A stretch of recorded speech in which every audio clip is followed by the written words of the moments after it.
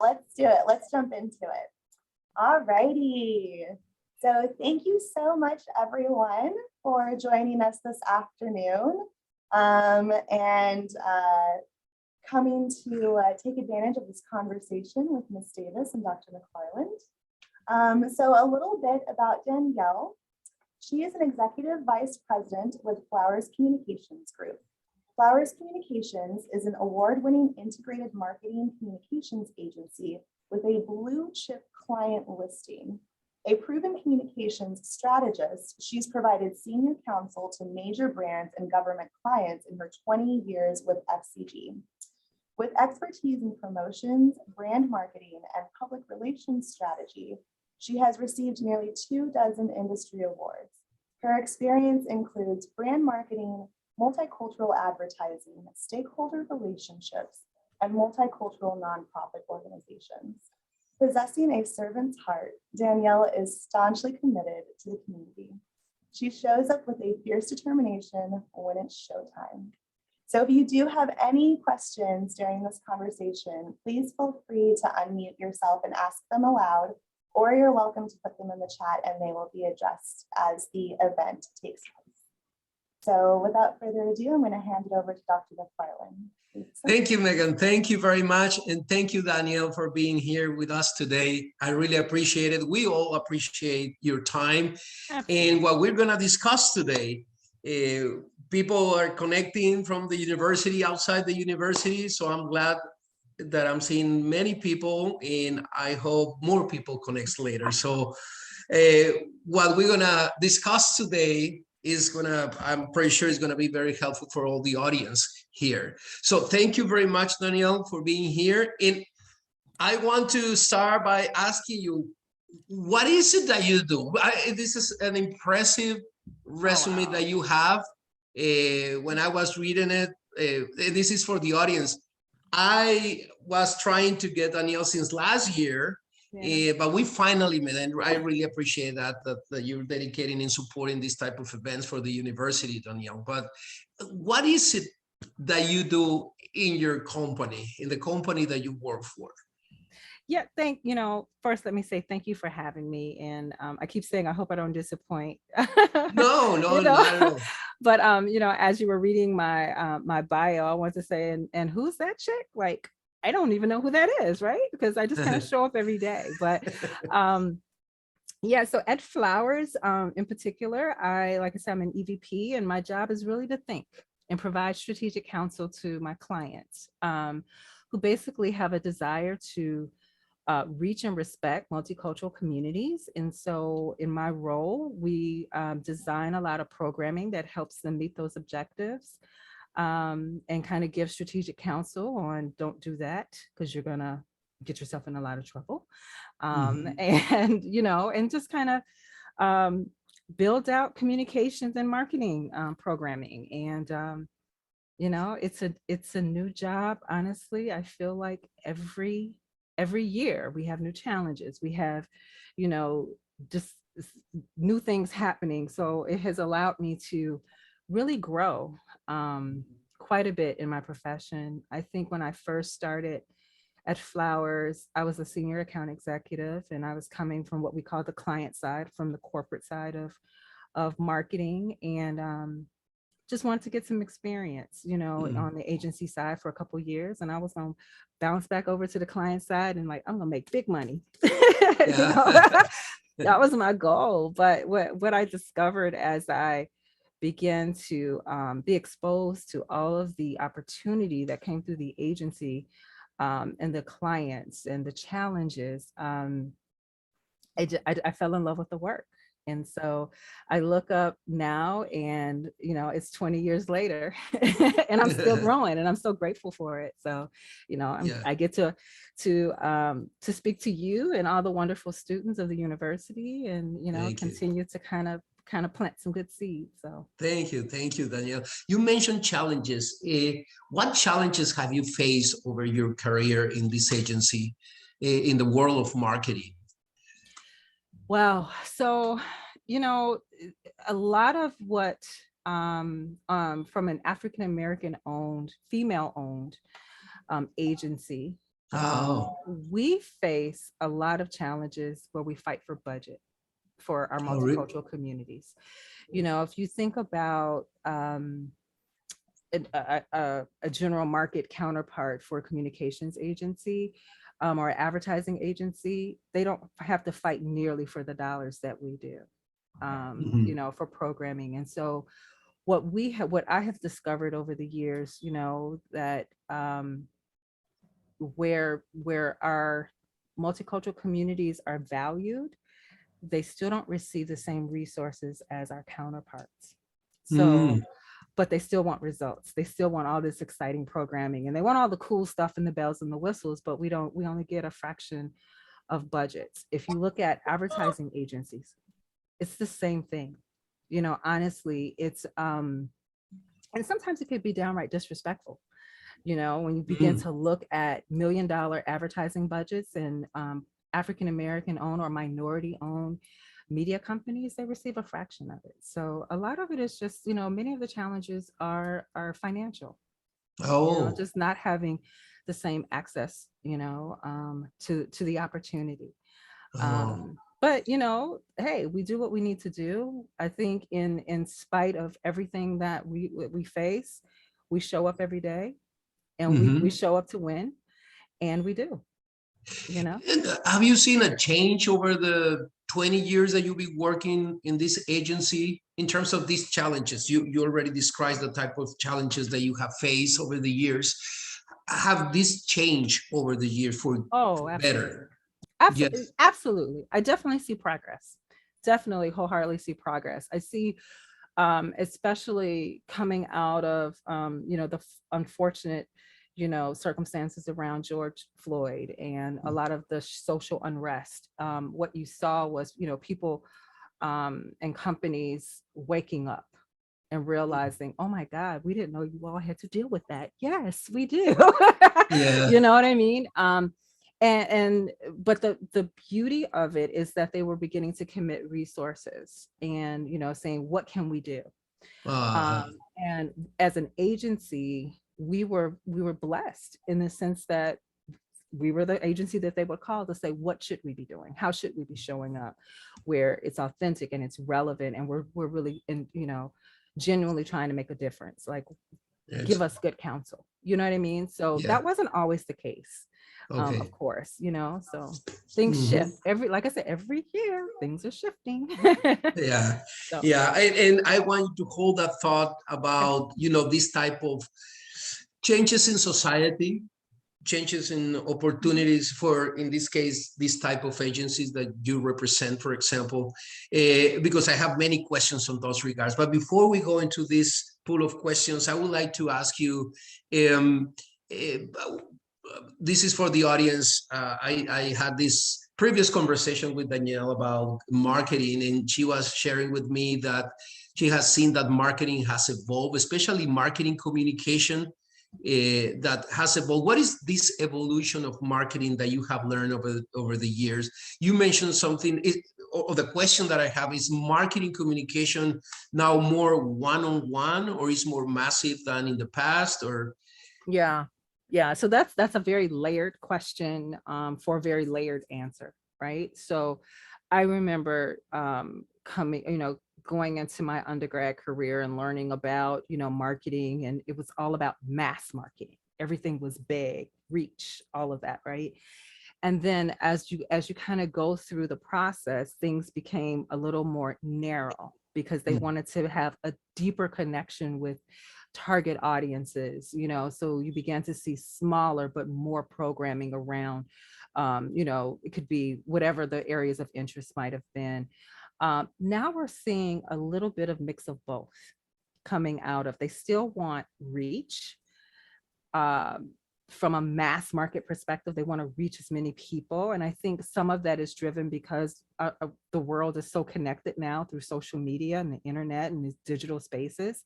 You know, it's easier to reach people now. So they want the reach, but they still want to reach them, you know, in a very niche way so that, you know, their audience is, you know, has the feel like you're talking to me. You know, they really care about me, you know, a cause that I'm I'm vested in, whatever the case might be. So I think the delicate dance that as marketers have to do now is literally how do we mesh?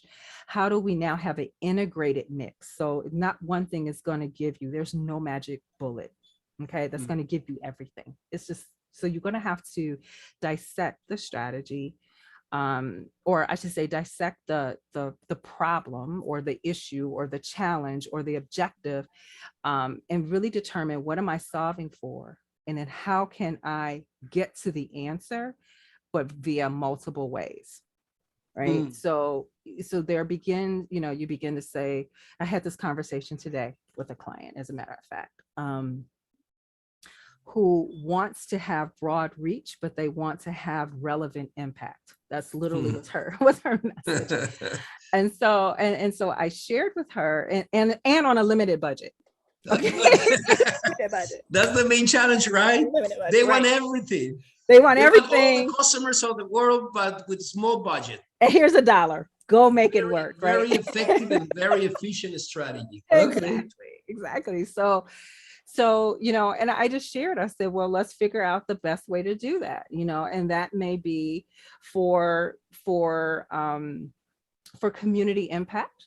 Let's look at a strong community partner that has national reach, national presence, has an infrastructure in place that we can tap into, so that we can. I'm sorry, somebody may need to mute. Sorry. No, it's fine. So that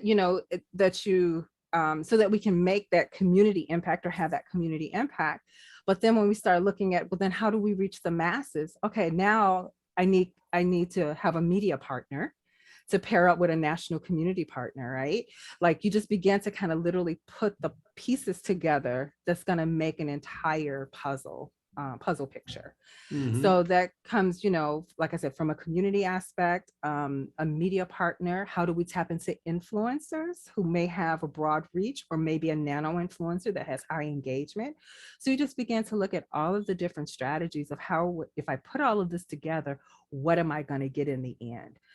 Am I going to solve it? And so that is, that's the goal. When I began to kind of look at those things, I think marketing has definitely evolved to be very, very integrated, because, you can't just do one thing. You just can't do one spot and think you've done it. And that's it. Very integrated. Integration is the key word now in marketing, especially having all these options for media, social media, the traditional media. TV still works, and actually that's one of my questions. But before I ask you that question, so you're talking about marketing integration or integrated marketing. How you, I don't know if you can share with us how you structure a marketing strategy, how you start working with a customer, what is the first step, what is the process that you follow until you have the right marketing strategy for your customer? What is the process that you follow? Yeah, for us as an agency, we like to ground everything in insight. I always talk about, what am I solving for? Who do you want to reach, and what is it that you're really trying to do? So we always start with research. And once we have a really solid, direction or an ask from a client, once we know who you want to target, we find out what's important to that particular target audience, and then begin to figure out then what's the best way to reach them. So it's like literally piecing everything together. But the first step is always research, and then we go into ideating. Then once we kind of ideate, we kind of throw everything on the wall. We literally throw it all up and die. Now, what sticks out? Like, what do we really think is going to work? What's relevant for the target audience? And then after we really kind of narrow it down, then we determine what's the best way to reach them.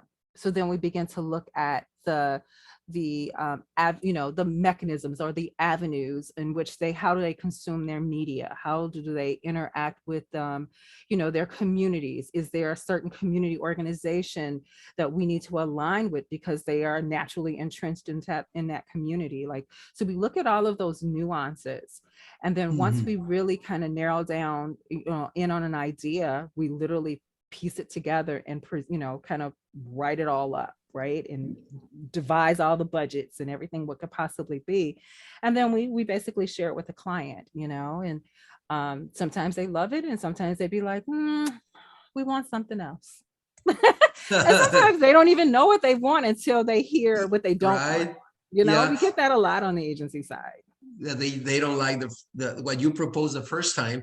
But let me stop you where in the first step, research. You mentioned research. What type of research that you do? So we do a lot of secondary research, of course, whatever's out there. If there's resources to do primary, if we feel like we need to do it, we will ask for the funds in order to do primary research. But we have a lot of resources from a primary, from a secondary perspective, because we can tap into our relationship with, so Nielsen is one of our partners. And so we have access to all of their reports. And even if we be like, hey, can you help me? We're looking for this data. So we're able to kind of glean from Nielsen. We are able to glean from, our partners with the ANA, so we have a lot of agency resources that we're able to glean from and just literally research. In some agencies, we're a little small for it. We don't necessarily have an insights department, but many agencies and corporations have insights departments, and that's all they do. They glean information, and the more information you have, the better decisions and recommendations that you can make to make sure that you're on strategy. When you mentioned corporation, your customers, that's what you mean? Your customers already have information? Yeah, they do. And so a lot of times we'll ask, like what's, who, and they'll offer that oftentimes in a lot of the discovery that you're trying to do. They're going to offer who their customers are, how they're consuming, and where there's opportunity and, those kinds of things. And so they'll provide as much information as they can. Oftentimes they'll look to other agency partners to provide them counsel in that area, and again, that's what many agencies have built in, is basically like insights department. So like, if you like to do that kind of research, that's a solid career. Just to kind of like provide that kind of counsel to account teams in larger agencies. Like I said, they exist. So we can say, hey, we need to know how are women consuming coffee these days, right? And the insights department will go at it, and they'll try to glean and see what they have available, and then they provide us the research. So those are amazing resources to have. Okay. And so you don't offer. Get it. Great. That's very good idea. I wasn't sure how much information do the corporations have about their own markets, but based on what you're saying, some of them, they have a lot of information about their markets, and you use that information as a secondary source of information besides Nielsen and some other websites or articles that you may find on those regards. Then you mentioned, sorry? No, I was just agreeing with you, And then you mentioned the second step. Once you analyze all this data, you define how to and understand what they want, the customers, how they behave, etc. You start analyzing the different media, how to reach this market, right? So you analyze the media you mentioned to maximize the reach, right? So when you do this type of analysis, I guess you look at the cost of the media, because probably it's very tempting to recommend TV and to launch this advertising campaign on TV, but it's very expensive sometimes, right? Exactly. Yeah. So how do you analyze the media? What is the most used media? That's one question. The other is if it's not, what is the most crowded media today? Because I guess when you have a lot of competition, you're sending, every competitor is sending their own message to the same target market. So how crowded is the media? What is the most crowded media? How you finally decide what media to use to reach the market? What is your criteria? So I think so the criteria often changes based on the client need, the program that you're working on. I think when it comes down to things being crowded, in the digital space is really kind of where you're being inundated almost every few minutes with some sort of banner ad, post, a poll, or whatever, right? They're I mean, literally they're coming at you like this, right? Radio is still very crowded. Television is still very crowded, Radio is? Yes, radio. And especially if you're trying to reach multicultural communities, like statistically, and I can't quote the stats off my head. I don't want to disrespect people like that, but it is one of the most used mediums still for our information. Yes. Wow. Radio is still king. The next is podcasts. But then podcasts are also very segmented. So you really do have to do a breakdown of who's listening, where are they listening from? Because sometimes, with podcasts, you can be pretty much national by just kind of setting up. But if the bulk of your listeners are, let's say, in Illinois, where I am right now, if I'm a client that's trying to reach people in Atlanta, I might not want to put an ad on your podcast. You know what I mean? So our job on the agency side is to do that due diligence. That is kind of analyzing all of the different media, from radio, television. We don't recommend television a great deal, in a lot of our projects right now. We do have some clients that's what we do. That's all that we do, like some of our COVID communications, we actually produced a spot, which I was super proud of, because here I am writing a script like I didn't know I was going to do this today, writing the script and everything. That was from our creative arm. And we use Harry Lennox from The Blacklist. He's the FBI chief on the Blacklist, and he's a native Chicagoan, and he did it for us for free. You know what I mean? So in that case, we were able to do some television, and maximize a lot of PSAs because it was COVID communication. So it had a minimal impact on the budget. He didn't charge us because it was something, his way of giving back to a public health campaign. That's almost never heard of. You know what I mean? But people really, that still kind of happens.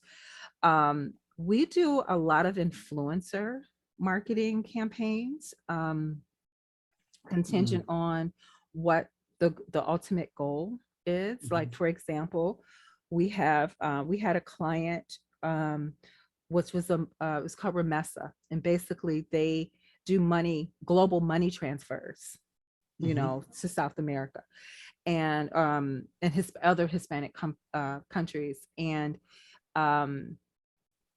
they wanted some specific metrics, like we want to get more downloads on our app. We need to know, you know what I mean? So sometimes it just depends exactly what we're solving for. And so in this case, we said, you know what? They don't have a lot of money. We're not going to eat up the budget with a huge advertising campaign. Let's pull together some really strong influencers that have high engagement, that actually use a resource like this for themselves personally, that can create some content, that can adapt our content. And then we put together a promo sweepstakes. So we kind of did multiple, like I said, kind of a layered approach that focused on influencers. So, it's very niche depending on, what you're working on. Because, we don't get $1 million client every day. No. You know what I mean?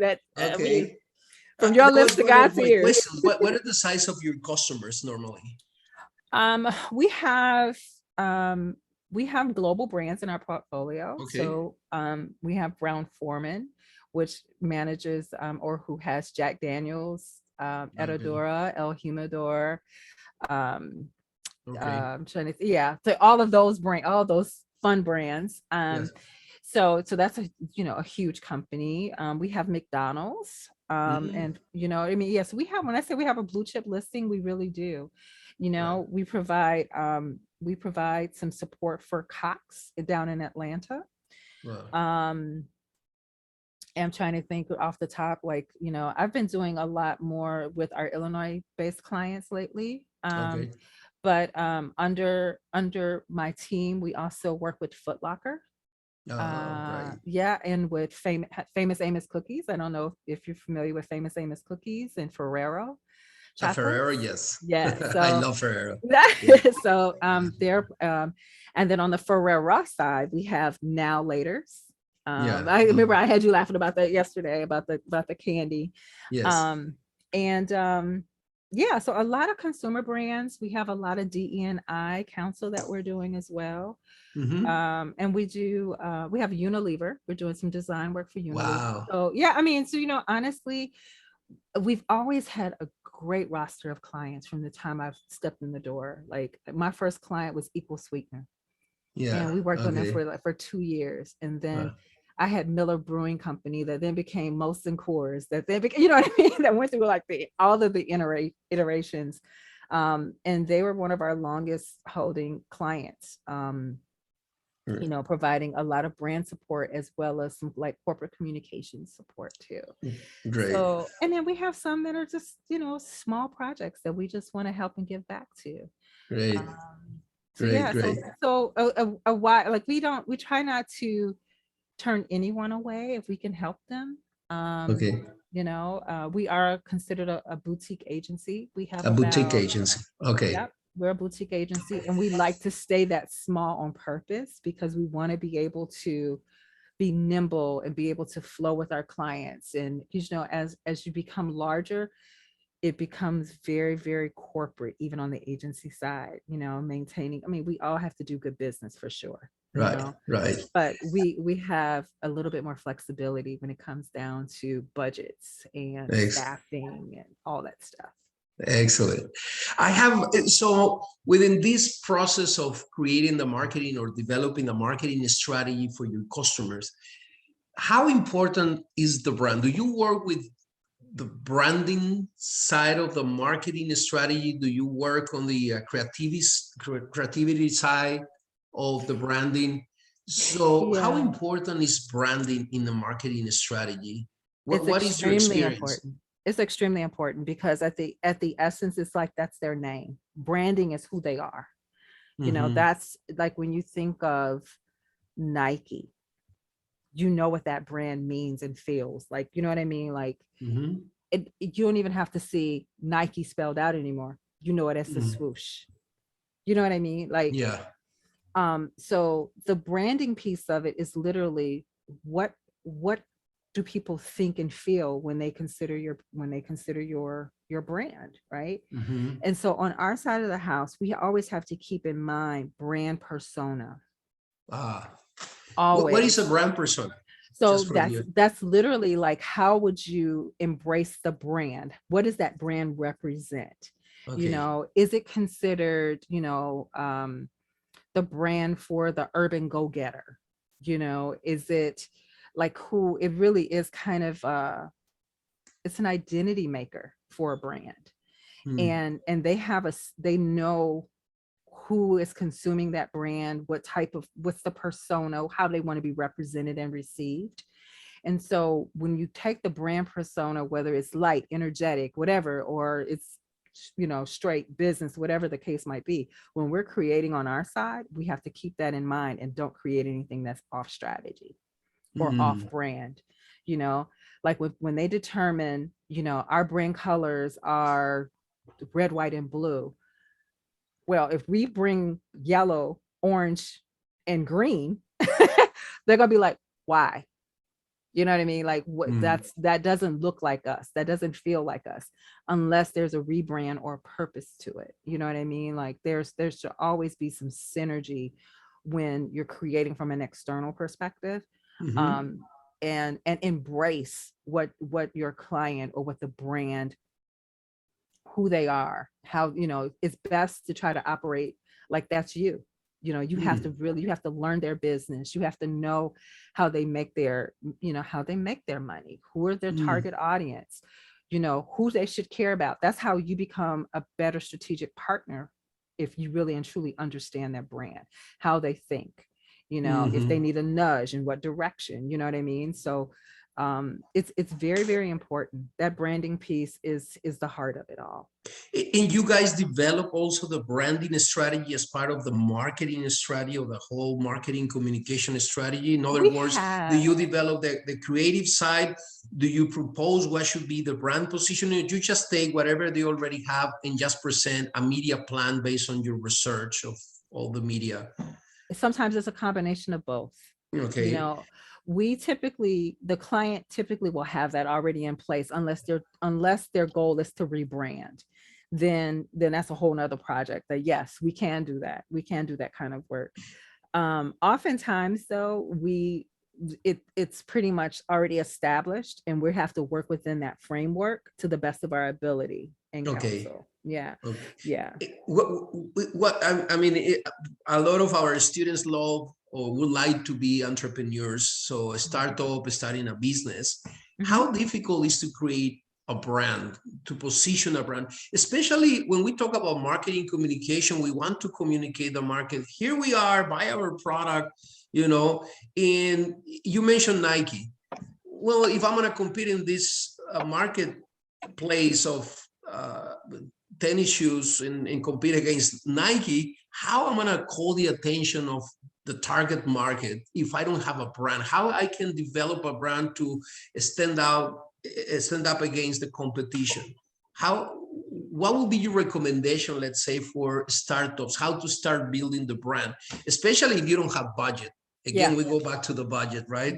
So Nike has more money than the startup probably, but my first recommendation is don't try to be Nike, right? Be your brand. So establishing your identity. What problem are you solving? What need are you meeting in the marketplace that Nike is not meeting? You know what I mean? So I think you have to find where you fit in, and have a distinct offering, and then you begin to build your brand on that distinct offering. You know, and oftentimes successful brands aren't the ones that kind of, you know, they don't do a mass appeal. They go after smaller markets. They go after, you know, very niche markets, and they generate a following. You know, they do a lot of, and they can do influencer engagement and marketing, where that way they can, you know, for example, and this is super old school, but it worked, right? Fubu, for us by us, that was started by Damon John and his band of folks, right? So all he was making were caps, like little cute, like little, almost look like a nightcap. Okay, he got LL Cool J to wear it during a photo shoot. His brand was launched, because everybody was like, what is that LL wearing? You know, you know what I mean? So like, that's the reason why influencer marketing is still very important to this day. You know, sending media kits or gifting kits to influencers so that they, you know, and sometimes they'll wear it, sometimes they won't, but you know, it's all about developing relationships, you know, but you know, there is a way to do it. To this day, the best advertising is word of mouth. Word of mouth. Word of mouth is still key. Right? That's publicity, or that is part of your, it's more a PR strategy than a mass advertising campaign, right? That's right. And so whatever, and this is a very important advice that you're giving us, actually. I like it. I guess the only challenge will be how to reach this influencer that will help you and to generate this word of mouth, you know, kind of ground target market, but reaching certain niche market using influencers that target this niche market will help you to start building your brand. That's what you're saying, right? Yeah, I mean, and it could be something as simple as, you know, your friends and family. You know, your personal networks. You'd be surprised how, especially in this day of social media, how people are looking for recommendations for somebody to do whatever the service may be. You know what I mean? That's the kind of word of mouth that is very helpful, you Mm, know. And I think that's the power of social media too, you know, mm, like it gives you that intimacy where, you know, you can share it. You get your, you know, you get your community to like and to share, and the next thing you know, you begin to kind of grow in that way, you know, ideally. So I mean, it doesn't always work for everyone, but honestly, if there's a lot of small businesses growing like that just based on recommendations, you excellent. know. And I think even in that, there's some ownership or some onus that is on the entrepreneur to deliver on the brand promise, Mhm. right? So you got to be consistent. You have to have good product. You have to have like, so you have to maintain your brand in the marketplace so that when people, you know, they see, you know, whatever the product is, they recognize it, you know. And it's the same way even with your personal brand. You know, I was having a conversation with my daughter who just graduated from college. And I shared with her, I said, what you want to be an expert at something. It doesn't matter what it is, but you want to be great at what you do so that when people need that service or they need that product or whatever it is, they think of you. Mhm. That's how you want to build your reputation, no matter if it's a personal brand or it's a brand in the marketplace.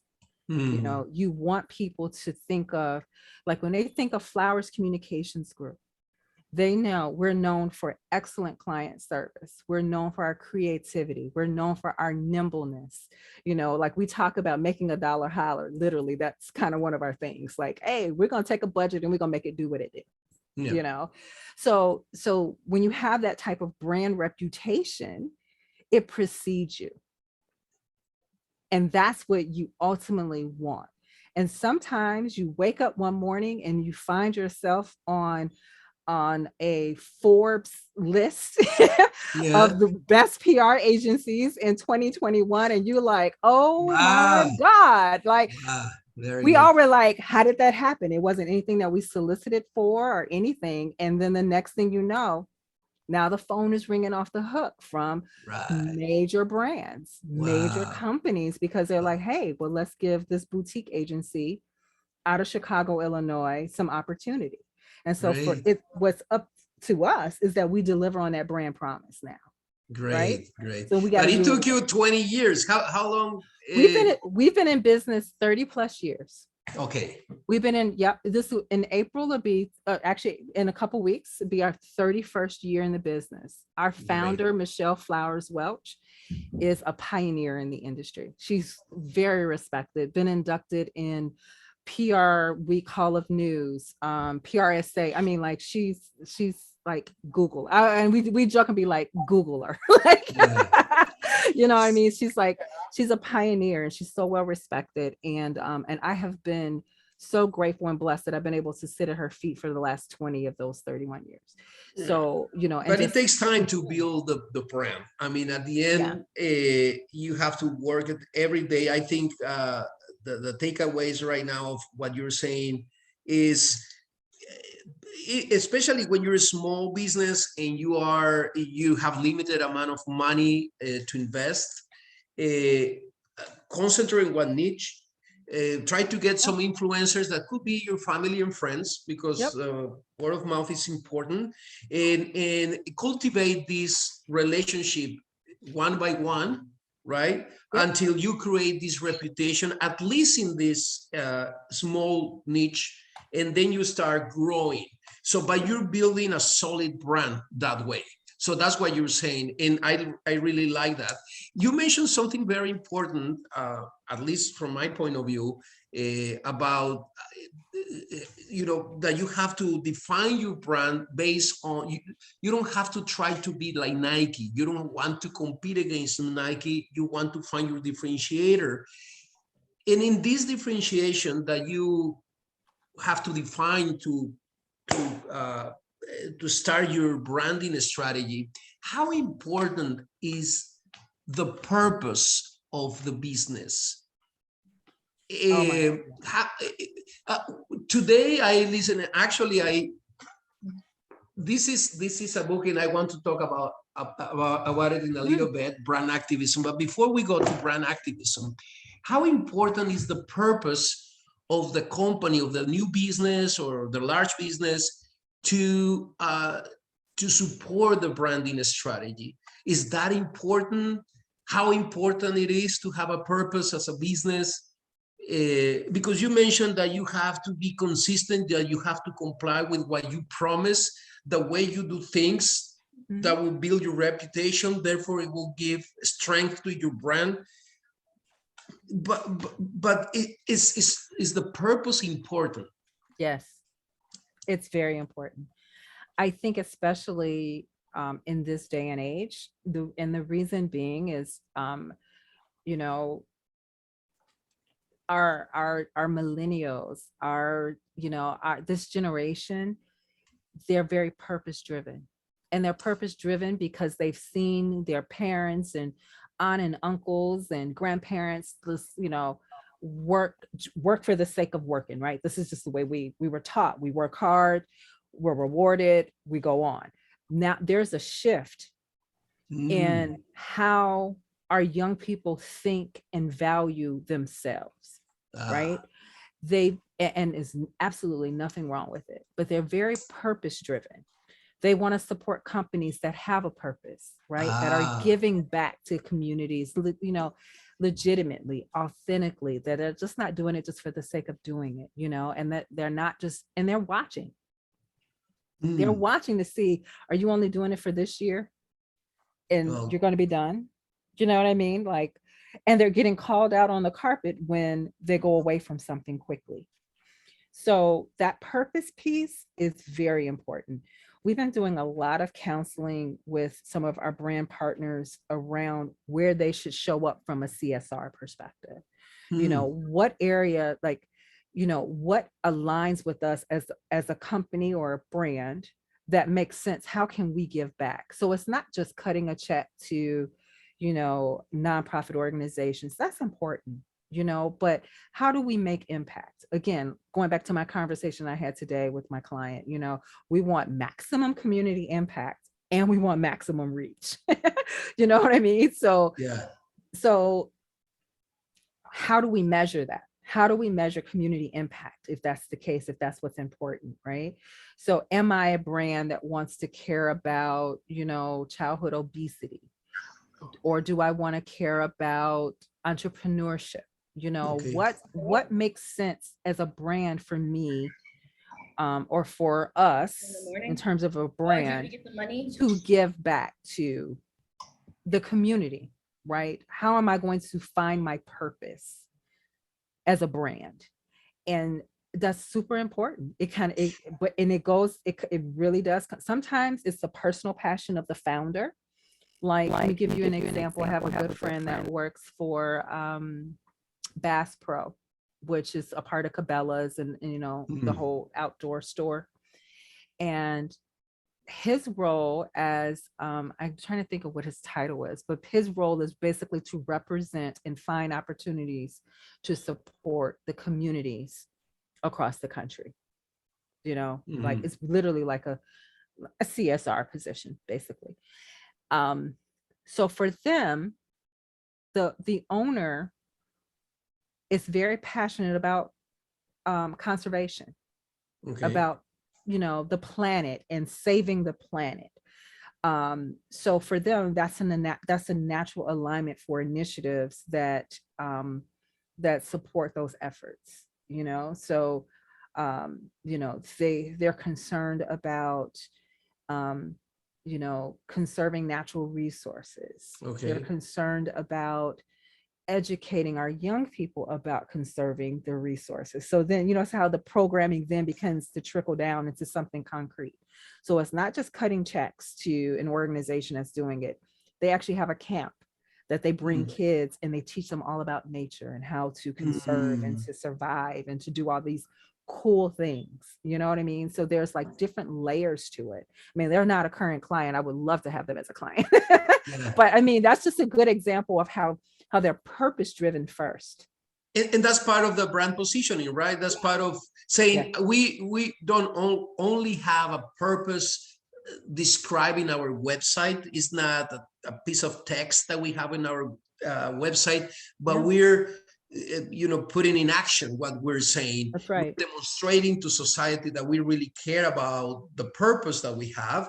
And that is part of the brand positioning. So what you're saying is the new generations, millennials, what you mentioned, millennials, most of them like to see brands, obviously to satisfy their needs, with their products, but at the end also that they do something else, that they give back to society somehow.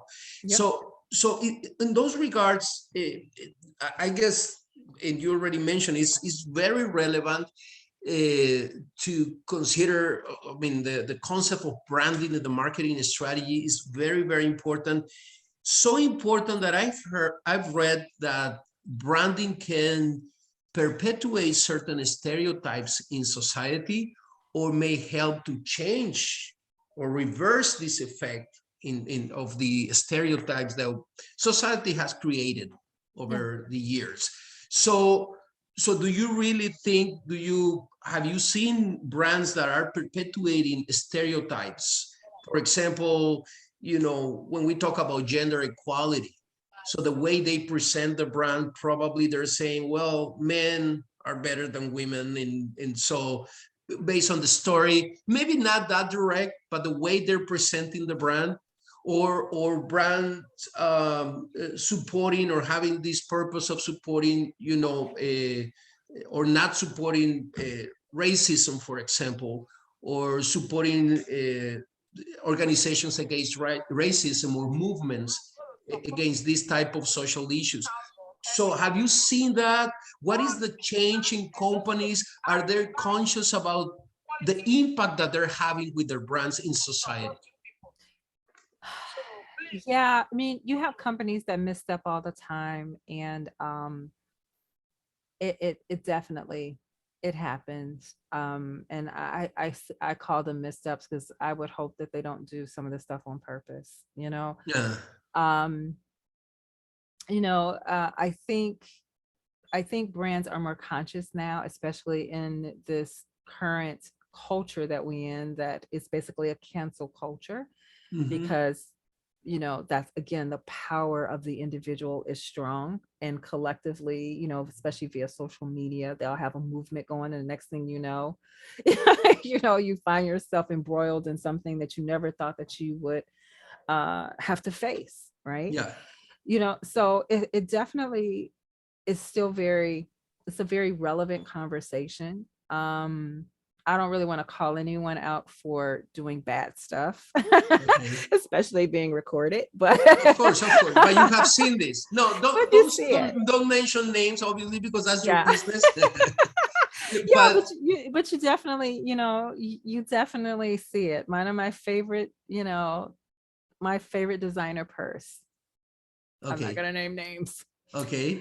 You think that they're perpetuating certain stereotypes? Or not. I'm not going to say certain stereotypes. I think they thought it was okay to do some things. You understand? Like, yes. Like they think some brands feel like in this this open opportunity of sharing, like we're still not, a lot of people think we're colorblind, all these things. Like, we're not. Like, come on, people. You still have to be very conscious and just to remember that you have to be respectful. You have to be respectful in your marketing efforts, and because sometimes things will go to the left. And what I say, because oftentimes I'm in the room when they're making decisions, it's my job to open my mouth and say, you better not do that. Or if you're going to do that, then you better lean in. You better not just do it for 5 minutes and think it's okay. You can get the publicity for saying that you came out and committed to this, and then next thing you know, you're doing something else and it's gone away. You know what I mean? So you have to be brave enough to be in the room and open your mouth. Don't go along to get along. Mm. You know, that is the worst. And now, if they, when I say they, I mean, you know, the powers that be, if they don't take your advice, then shame on them. Mm. But yeah, there are many mistakes that happen every day in marketing, boardrooms and strategies, and someone of color or you know, or of a diverse community Mm. didn't say, hey, that's wrong. Mm-hmm. You might get in trouble. That might be viewed this way, right? Mm. I've had some very tough conversations with my clients. Do you accept projects that are against your principles, your values as no? Okay. We do Okay. not. We don't want everybody's money. And that's what I like about being at Flowers, because Okay. Michelle would be like, no, I don't, Okay. I don't want, like, especially if they have a, you know, a bad reputation where we feel like they're not genuine to really try to turn something around or really and truly be committed to doing it. Mm-hmm. We'll take a pass on it. We Okay. just won't do it, you know? So let's talk about the companies that really want to do something to change that situation, that really want to be proactive in using the branding strategy to change or to have a more positive impact on society. And I would like to talk about, and I'm pretty sure you know about this case, Quaker Oats changing the name of Aunt Jemima or the brand. Does that really work? Was that a good move from the strategic perspective? Um, I does wasn't that offended. really help to change? Yeah, no, I mean, uh, see, I'm a Gen Xer. So, I mean, I grew up with that syrup in my cabinet, and I'm gonna be super honest. I mean, I know the history of the Mamie and all of that. Um, I wasn't bothered by it. And when I saw the rebrand, I was like, who is this? Like, it took me a second, you know. Right? Yeah, so it just took me a minute to like process differently, right? As a Gen Mm. Xer, right? Mhm. So does it help? Yeah, because I'm grateful that they recognize historically that Okay. things were not, you know, in the best light, you know, Mhm. like you know, and because you see certain things and you don't even realize that that's really what it was representing, because we didn't educate ourselves on the history of it, you know. And Mhm. so it's that woke culture now that, you know, that we should be grateful for, that people are seeking out the history and wanting to right the wrongs. And I think if it's genuine, yes, it will work, you know. Okay. Yes, to answer your question, I think if it's a genuine effort, um you know, we're It, fully aligned. but it's risky to change a brand, right? Isn't Oh, it? absolutely. Absolutely it is. But, you know, if you're doing it for the right reasons, if you are, like I said, if you're committed to it, you acknowledge. That's the one thing. Like, if you acknowledge, like, wow, because again, this stuff has been going on for hundreds of years. So Mhm. they inherited a lot of that misfortune, you know, or that history of racism.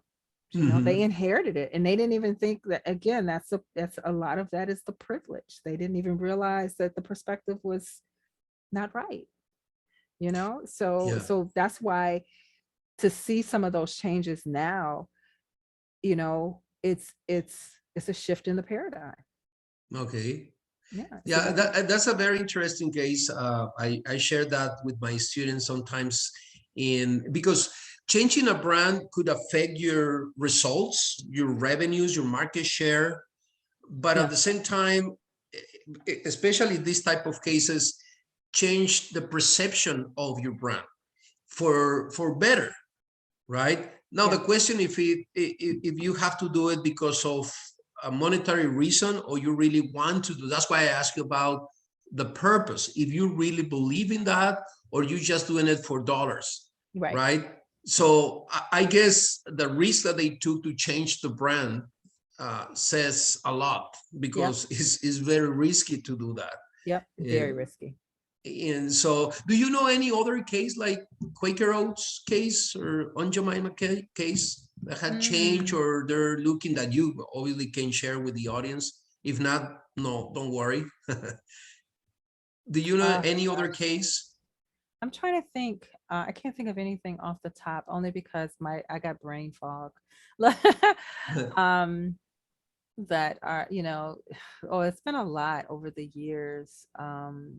I would say over the recent years. Oh my God, I can't think of one. Look. Someone in the chat said the Redskins. Yeah, that's true. From a sporting perspective. And yeah, I think it's risky, but it's also, I think it's necessary. So that's the way corporations should go. Yeah, that's what they would. Well, I think they have to weigh what are they really, what's their purpose, and then make the decision. I think it's very important that they foster an inclusive environment, or make sure that they're representative of the universe, and not just what they think it is. Yeah. You know what I mean? Like, at the end of the day, that's a question that they're going to have to ask themselves and run the risk. But I think it could be for the better, for sure. So talking about these risks, what Nike did with Kaepernick, for example, should a brand stand by the spokesperson that they have for their brand when this person does something, to start a movement or to support certain movement? How risky is that for a corporation to stand behind the spokesperson or not? Right? I think it comes down to some legalities, right? Did the spokesperson do anything illegal? Did they bring harm to someone or themselves, or whatever the case might be, and they have to make those decisions. But and in that case, I would, if they did something illegal and they were convicted or whatever the case might be, I would definitely caution, detach from this person. I would definitely recommend that they kind of sever ties, or give them a timeout, or whatever the sanction that they feel like is necessary. What I like about the Nike and Kaepernick example is that they stood behind them because they should have. They're the type of brand that represents that cutting edge, that I'm not going to be quiet. I'm going to stand up for truth. And so that movement aligned with their brand. You know what I mean? And I loved it. I mean, I think it was respected. I like that they stand behind their spokespersons, when needed. Again, I'll never condone if there's anything, hurtful, harmful, or whatever, kind of is going on. But yeah, I think, and every circumstance is different too, I mean, let's talk about Will Smith. Look, let's talk about Will Smith. And the slap. That's another story. That's a whole nother we story. should talk about it. But I mean, like, for example, if he was aligned with the brand, like, what do you do in this case, right? What do you recommend? And so we had status meeting. We had every first Wednesday of the month, we have staff meeting. And so we all, of course, start talking about, like, well, if you had to counsel Will Smith, if you had to counsel Chris Rock, what would you say? What would you do? And, and so it's always those what ifs, so, and I think for brands, they have to consider all of the circumstances and then ask themselves, how can I help the situation if I can? How can I bring power? Because I feel like that's what Nike did by Nike putting their power behind Colin. That took it to a whole nother level. It gave it a whole lot of weight. And that's to be respected. But don't you think that there is a lot of risk when you stand behind these, like the case of Nike and Kaepernick, for boycotts, for example? People, the market could boycott your brand, stop buying your brand.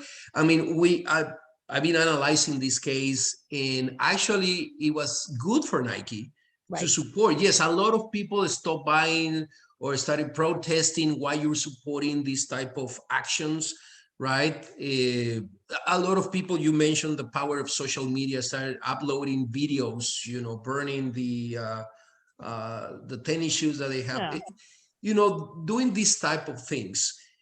But that could harm your sales. That could harm your market share. So when you take a stand, you take a position as a brand for some social issues that are happening today, that could cut your market share. Is when to take the stand. When should we do it all the time? That's my question. If it's nothing illegal, as you mentioned, obviously, if it's nothing illegal, but with the risk of losing customers. I think if it aligns, with your why, right? Your brand's why. And I always talk about your why. Why do I exist? Your brand positioning. If it aligns with who you are as a brand, and I think you're okay. I think that's a question that they're gonna have to assess at every individual circumstance. So there is no always yes. You know what I mean? Like they're gonna have to assess it. But I think at the end of the day, they probably gained more than they lost. And believe me, they probably sat around a room and talked about what's the risk? How many sales could we potentially lose? And then how much can we potentially gain? At the end of the day, some marketer in that room was saying, well, I have no idea what the percentage is, so don't quote me on this one. But let's say, 70% of our sales are achieved through African Americans. I'm just saying. I have no idea what the percentage is, what the breakdown is. But a significant amount of African Americans and people of color are buying Nike shoes. Yes. Right. So I think not to stand with Colin could have been more detrimental to the brand. You see what I mean? So I think I think sometimes there's definitely a business decision that has to be made. But even, some of it is like, it's just the right thing to do. Like at the end of the day, companies have to say, what is the right thing to do? And then make the decision and stick to it. But they have to be consistent. You mentioned that actually with Sherry, we were commenting that we were talking about the importance of personal branding. As being an employee of a company also impacts the brand positioning, also impacts the branding of a corporation. So you have to be consistent. If you have this purpose and you make these decisions like Nike did with Kaepernick, but the employees, the CEO, the leaders of the corporation are not showing that somehow. They're behaving in a different way when they're outside the office, and that could contradict, especially because of social media. People talk, right, on social media. So this branding strategy should be not only an external strategy, should be an internal strategy. It should be internal marketing, communication, brand position internally in the company, within the company, right? Absolutely. It should definitely be what I call inside out. Inside out. Okay. Anytime you are doing, we had this discussion as we are kind of building out a lot of our DE&I support for some clients. And we talk about DE&I is a buzzword, we know, right? But it's what are we doing internally as a company? What do we believe as a company, right? How do we show up for our employees and ourselves? Because your best advocate are your employees. Your best representation of your brand are the people that are in your building every day, that represent you, that are working on behalf of you. So if you don't have it on the inside, it can't come out. You know what I mean? So that's, to me, one of the first things that people need to do. Because if you do it outside first and it's not right on the inside, you're going to have issues. Mhm. You're going to have people, your best advocates are your employees, Yes.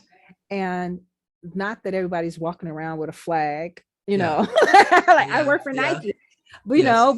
but when you can speak confidently, authentically, and passionately about what your company believes, that makes, more difference in your conversations with friends and family and people that are beyond, you know what I mean? And that it's real. It always Yeah. has to be that realness, like that authentic piece is very, very key. In those regards, I want to ask you, because actually it's part of Unilever, one of your customers, right? Ben and Jerry's. What do you think about this My favorite company? brand. I love Ben and Jerry's. Okay. I love the ice cream. Yes. Yes. Okay. Okay. I love the ice cream, of course. But I love the fact that they are such a strong proponent for the community. They You know, really they have. really are, Okay.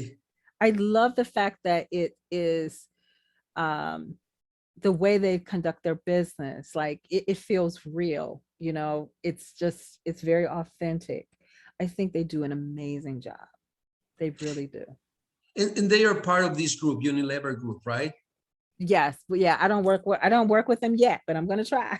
I'll give it a try. I'm gonna No, try.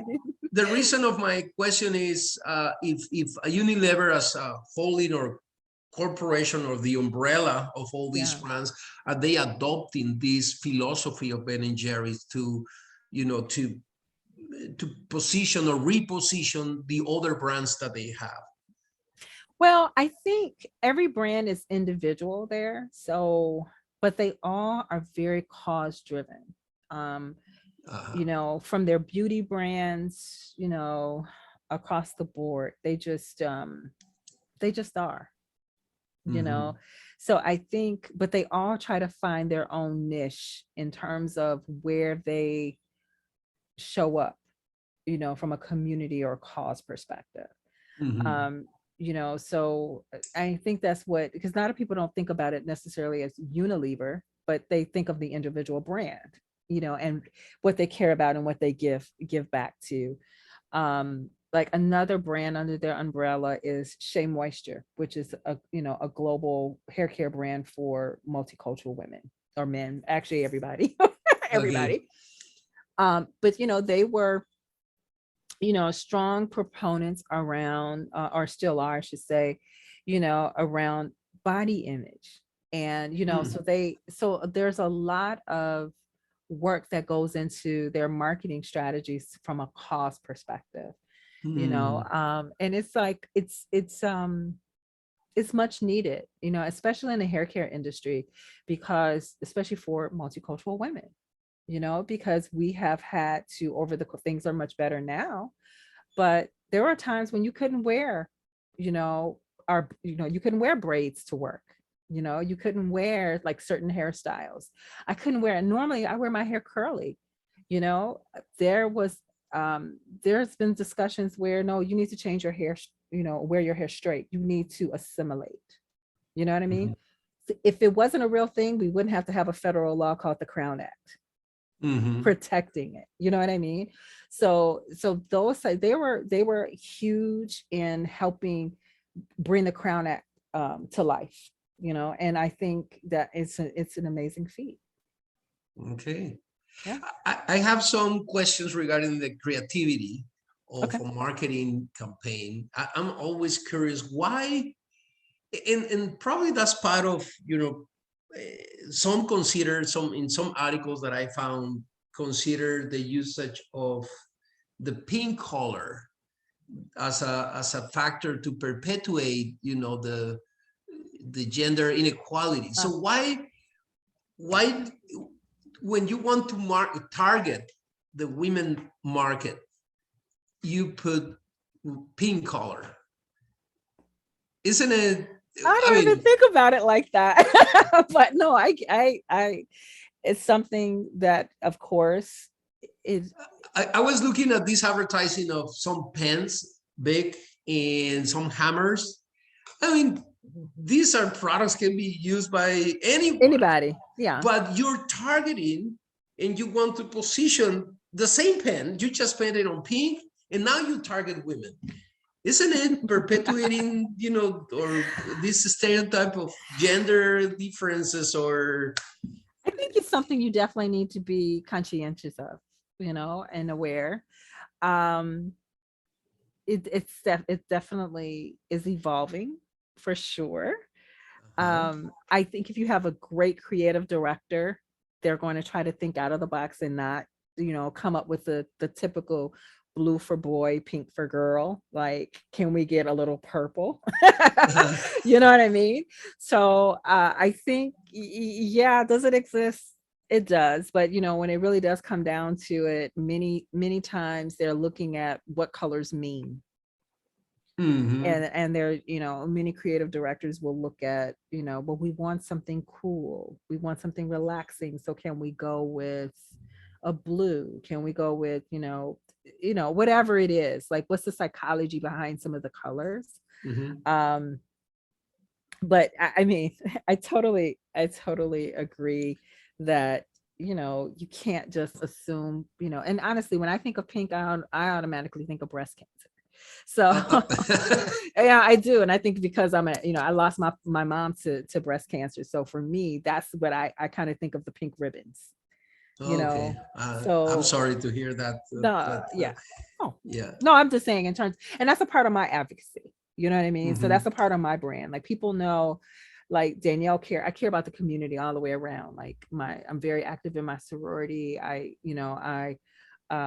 always supporting a cause and different things like that. But when it comes down to things that really have been impacted, has impacted my life, cancer is one of them. You know what I mean? Okay. So, Yeah. and that's honestly how some brands take on causes, because of the leadership and what has, been impacted in their lives. You know what I mean? And what's important to them. And oftentimes they'll kind of shape the causes that they want to give back to around that. But yeah, for me, when it comes down to color, yeah, I don't always think of that first, but I totally agree with you that, it definitely still happens. Yeah. But then they try to now they're trying to do more neutral colors, Yeah.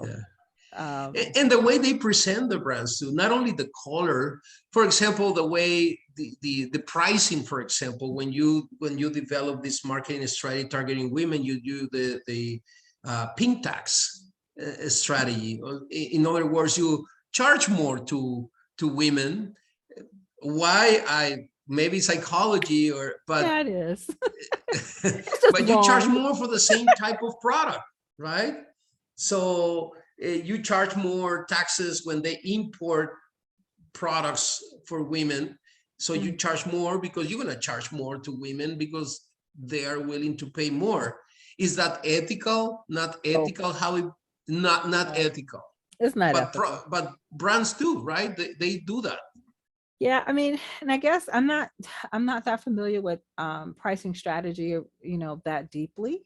But to me, that type of practice is definitely unethical, especially given that if you start thinking about, the disparity in salaries, women versus men, it's completely unequal. So how dare you want to charge me more and pay me less? Yes. You know what I mean? So, like, that's a whole nother story. Yes. Yeah. we need a 2.0. Yes, right. So I want to ask the audience. I don't know if you guys have any questions for Danyele. I think she's been sharing very good information in perspective about branding and the impact of branding on society, or perpetuating or not the stereotypes, supporting movements or not, how important it is to do that, to position the brand. I've been learning a lot, Danyele. I have to admit that, especially being an entrepreneur with limited amount of budget sometimes for promotion, for marketing. I think the recommendation that you just shared with us are very important. But I want to ask the audience, I don't know if you have any question, Shamia? I have a question. Yes, sir. So it's crazy in the beginning of your discussion because me and Danielle Rivera, we wrote a paper. We're doing an assignment in our business class over small business lending and the disparities in it. And I was writing about how women how women and minorities, don't receive as much financial help or mentorship through the start of their business when they're wanting to start it up. Yep. So I was just trying to ask, what are some of the ways that you overcame that? Well, kind of overcame ways that they can overcome, you know, that type of stuff in the beginning for Yeah. women, but Yeah. both. I think that's such a real issue, to the point where we've built several signature programs from a corporate perspective around assisting and trying to close the financial gap. One of the programs we did, and we did it actually for 12 years, called the Miller Urban Entrepreneur Series. And then it shifted to a brand program called Miller Tap the Future, where literally Miller was giving out business grants primarily to multicultural entrepreneurs. And one of the main premises is that they don't have the same access to funding, right? They don't have the same starting point as many of their general market counterparts. They have to provide so much more. Let me tell you a really quick story. My brother-in-law has a investment firm, major investment firm. I mean, he does $1 billion deals every day. And he was working with this one company, and they needed to borrow $50 million to close this deal. They ran into so many hiccups along the way once they realized that the company was African American owned. On Wow. paper, yeah. Oh my God. When he was telling me the story, I just became livid, right? So he was, because on paper, they don't know what nationality, right? They don't. But once all that was kind of coming out, then all of a sudden they began to have all these hiccups trying to close this deal. And it goes to show you about the power of your network. They began to make calls in networks that sit on these boards to kind of help navigate this process to get this business loan. This bank, and he did not tell me the name of it. I really want to know the name of this bank. I really do. Basically said, if you put up $100 million, we'll give you the 50 that you need. What logical sense? Yeah, right. What logical sense does that make? He was like, they literally was like, what? If we had 100 million, we wouldn't need your 50 million. Of course. Right. Yeah. And if the deal is solid and there's no economic reason for you to turn down this business deal, then what is your reasoning? At every turn. And it wasn't until, again, they were able to enact some of their network, who sits on that ends up actually sat on the board of this bank. They called and said, now tell me what's going on. Why didn't you approve this funding deal? What reason? And then all of a sudden, everything kind of lined up, right? So that shows you how sometimes it doesn't matter that you have everything that you're supposed to have, right? So I would say, in order to overcome many of those obstacles, you want to network like crazy, right? Because you never know who's going to be able to be in a position to help you along the way. Number two, I think you need to look for alternative financial resources. There are a lot of companies that are providing grants and different programs and different things like that. You've got to be on your grind to find it and apply. You got to be prepared. One of the recipients of, we did a business plan program. It wasn't a plan. It was like a business. They had to provide a pitch basically, but they got 50 grand. they were giving out $50,000 grants to 3 businesses. And one of the recipients of the grant was just saying what a blessing it was to get that $50,000 because they had a deal with Nickelodeon that they could not fulfill because they needed to be able to go buy the materials. And they couldn't get the lending, even though they had good credit. Like it's just so many things that were just up against them. So when they started looking at creative ways of finding funding, they found the competition, they entered it, they went through all of everything that, you know, they needed to do, and they came out a winner with 50 grand that's now enabling them to go and make more money. You know, so you know, it's tough, but it's a good, look, I'm gonna be honest, it's a good time to be African-American right now because you got companies that want to give back to entrepreneurs, you know, so you got to be on your grind to do it. You got to look for them. Thank you. Thank you. That was a great answer. I really appreciate it. I'm glad I could help. We have 5 more minutes, people, to ask more questions, or I will ask Danielle to give, Antoine, please. Yes, my question pertains to what current tools are you and your team currently using to assist in your marketing campaigns or even on your consulting side? Well, we use, from a technology perspective, we use, like, for example, for media relations, we use a lot of database management tools that kind of pull media together in like one place for us to kind of search to see, you know, all the background, who's writing about this, that kind of stuff. It's very, very helpful when we're crafting pitches and working on behalf of our clients to try to get earned coverage. We use a lot of social media monitoring tools. Like, you know, it really does kind of depend on what's needed, you know. I'm always a proponent of finding ways to do my job easier. You know, if I can find a way to tap into a research, you know, a research resource or something along those lines, that, you know, that's always best case scenario for sure. Thank you, Danielle. You're welcome. Thank you. Thank you. Any other question? 2 more minutes. No one? Perfect.